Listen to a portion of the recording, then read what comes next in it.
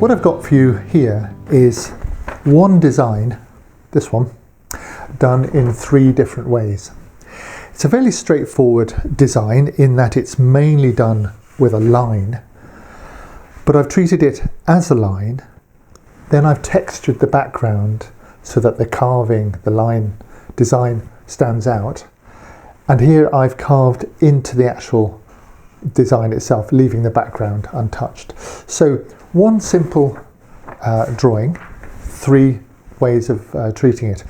And although I'm giving you this design, don't think that you need to stick to this sort of design. There are loads of potential for this, flowers, anything, decorating furniture, boxes, bowls, lots of ways you can use these very simple techniques. Makes a very good weekend project. Let me tell you where I got the design from. This book, Celtic Art by George Bain, this is one of the first books of Celtic drawing that came out quite a while ago, and this is an old book, I've had it a long time.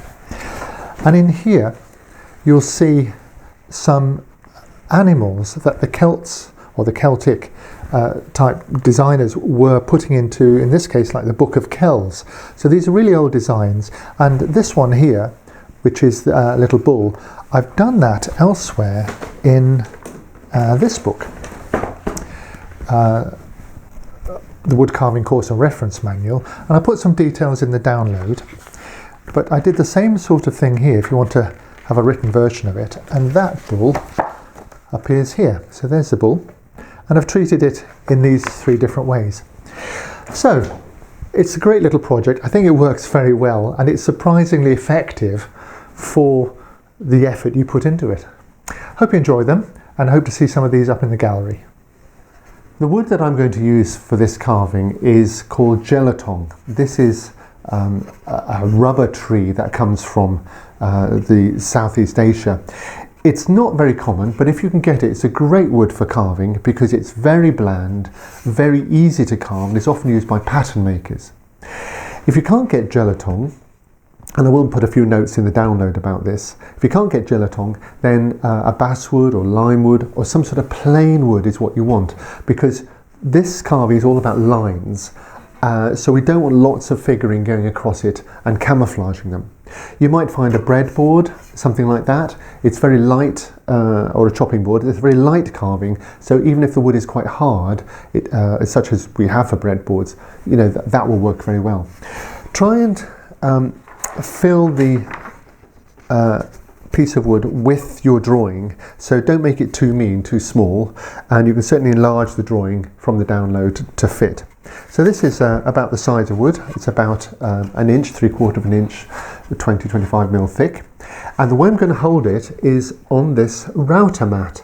So this is a non-slip mat that woodworkers use to hold boards like this when they're routing with the machine. But for our point of view as carvers, it will work very well because you see it won't move if I'm pressing down on it, and we'll be using the low angle grip a lot, and we'll be pressing on the wood so it won't move. So this is a great way of holding it. If you don't have a router mat, then you need to make up some fences or put it in a vise or clamps or something like that. I'm going to do most of the line work with a tool like this. This is called a veiner. It's very small. Here's a little drawing of it. It's U-shaped. In other words, it's got 2 parallel sides, and there'll be different lengths according to the maker, but 2 parallel sides and then a gouge shape around the bottom. It's very narrow, anything less than 1/8 of an inch, 2 millimeters across. So this is a very narrow tool. If you don't have one of these, or don't want to buy one, you can do the work with a V-tool, like this one. Now the difference between the two is that the V-tool cuts this obviously graded sort of groove so that it's narrower at the bottom, wider at the top. So you have to have a consistent depth as you go along to get the same width of line. The U-shaped gouge, the veiner, will always cut a consistent depth of line. If you vary the depth a little bit, the width will stay the same. So the other thing is that this tool here cuts the surface at 90 degrees.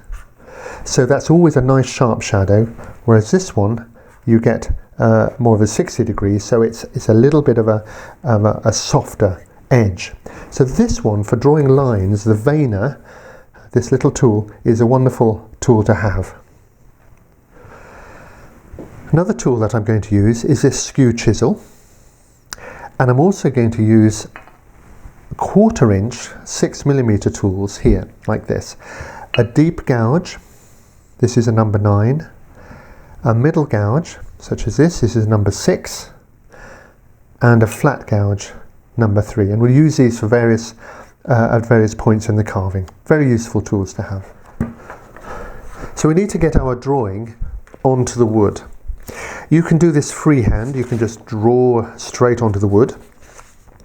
You could use carbon paper, although I don't like that, that's a bit messy.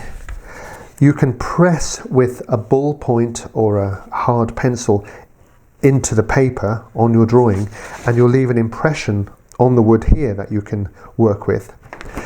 Or you can print it out and glue it on with photomount adhesive, which is a light adhesive, comes off with methylated spirits. Or what I'm going to do is I'm going to try this new method of using a label. So I've printed the drawing onto this big sticky label, and I'm going to just peel the back and stick it on and see if that works.